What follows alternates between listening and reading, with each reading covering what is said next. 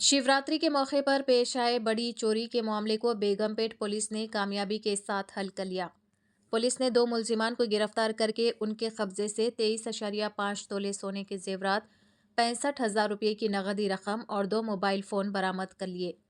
Police के मुताबिक मुलजिमान की शिनाख्त फिंगरप्रिंट्स, उंगलियों के निशानात की बुनियाद पर की गई। एसीपी गोपाल कृष्ण मूर्ति ने बताया कि गिरफ्तार शुदा दोनों मुलजिमान आदि मुजरिम है और इससे कबल भी जेल की सजा काट चुके हैं। उन्होंने मजीद बताया कि मुलजिमान ने चोरी से कबल इलाके की रे की जासूसी जायजा की थी। ये भी इंकशाफ हुआ है कि मुलजिमान बेगमपेट और फिल्म नगर पुलिस स्टेशन हुदूद में दर्ज चोरी के मुकदमात में पहले ही सजा भुगत चुके हैं। पुलिस मजीद तफ्तीश कर रही है।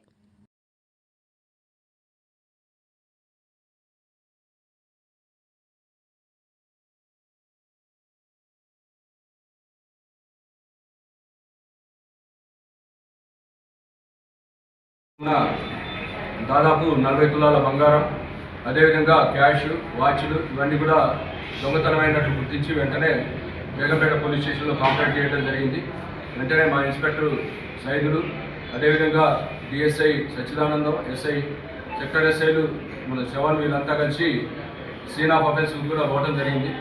తర్వాత మాకు అక్కడ కొన్ని ఆధారాలు లభించినాయి.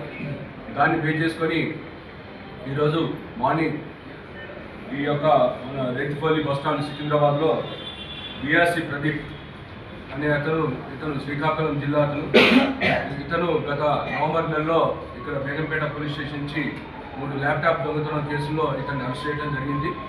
ఇతని వెంట ఈ ప్రవీణ్ కుమార్ అనే ఇతను ఈ యొక్క మన బోత్ నిర్మల్ దగ్గర బోత్ నేటివ్ ప్లేస్ ఇద్దరిని వీళ్ళని అదుపులో తీసుకొని ఇంట్రాగేషన్ చేసిన తర్వాత ఈ యొక్క కేసుని వీళ్ళు దొంగతనం ఈ యొక్క అఫెన్షన్ చేసినట్టు ఒప్పుకున్నారు.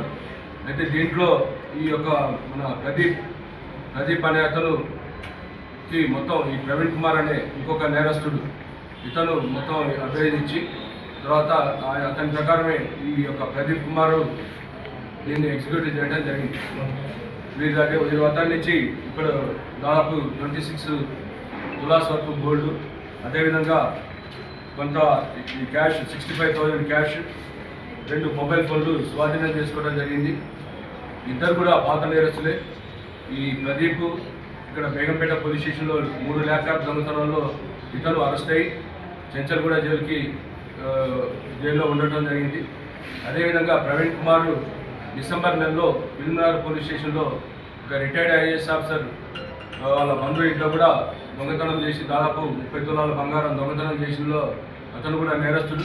వీళ్ళిద్దరూ ఎట్ ఏ టైం చెంచల్గూడ జైల్లో ఇద్దరు కలవటం జరిగింది.